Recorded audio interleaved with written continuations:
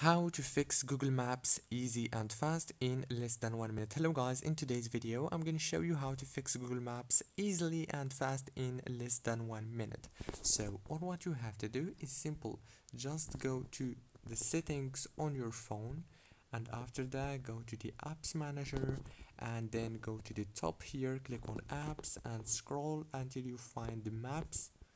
And after you find maps, all what you have to do is click on it and then go to this data usage option, scroll down and make sure to enable all those options right here, and then go to the Wi-Fi right here and make sure also to enable all those options, and then go back and go to the storage, then click on this clear data option, click delete, and now all what you have to do is restart your phone and then reopen Google Maps, and the problem is gonna be fixed.